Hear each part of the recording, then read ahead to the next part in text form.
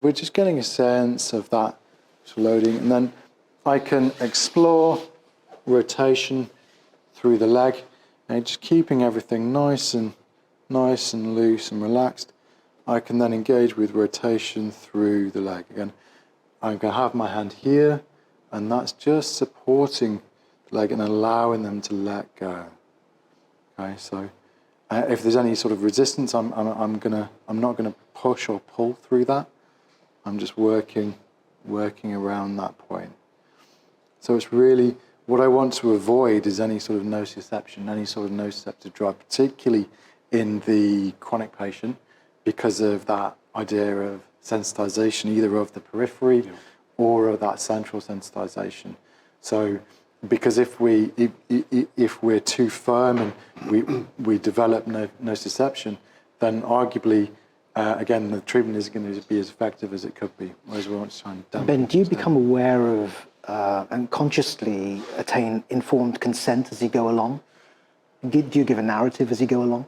Yes. So I would say, again, as my clinical director, it's important to maintain continuous consent as you go along. So I'm constantly talking to the patient about what I'm doing and why and that kind of thing. Is really, really important to do that, as well as consciously as well as unconsciously. Sometimes, like you say, you can feel, they don't want you to touch them, and that's okay. But it's one thing to talk about what you're doing to a patient. It's a different thing to say, I'm about to do this. Is that okay? But I imagine that's what you are doing. Yes. So what I would do for this sort of thing is I explain to them beforehand generally what I might do with the leg, and then say I'll do something very similar with the arm or with the other leg, for example, so that they're aware that they can get a feel of it. But just explaining what I'm doing as I go through. Particularly if you want to use any sort of stronger techniques or anything like that, obviously that is really, really important to do as well. With what you were doing on the hip there, Yes. you were operating a very narrow range of motion there. Would you gradually build that up to the patient's tolerance or to full range of motion, depending on... So it depends. So if I wanted to assess that, I would do orthopedic end of range. Yes. If I'm looking at this idea of coordinated movement, you'll find that would probably change as I was doing it, but I wouldn't seek the end of range barrier as it were.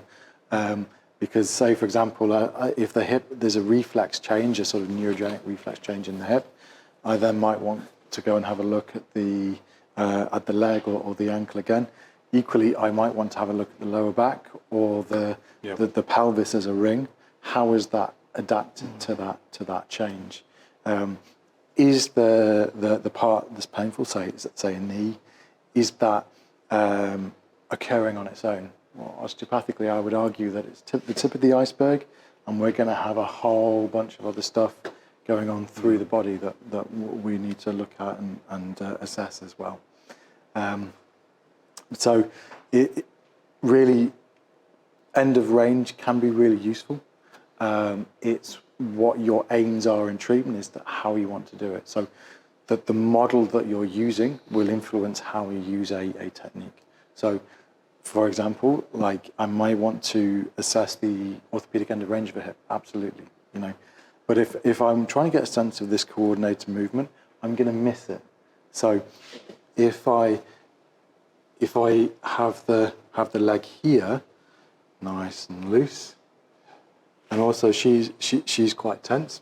So where she relaxed, that's quite a narrow window.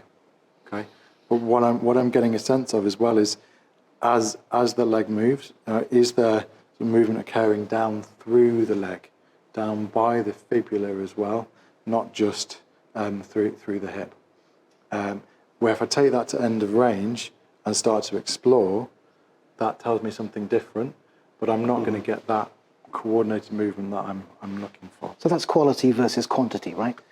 Yes, yeah. So really what I'm suggesting is looking at the qualitative impact of what we're doing.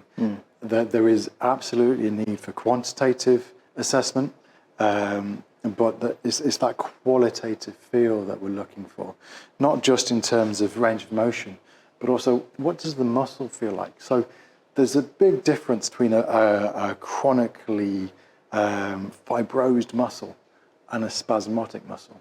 You know, physiologically there are different things occurring there, and they're going to feel quite different to the touch. And I think it's important to try and pick up these differences.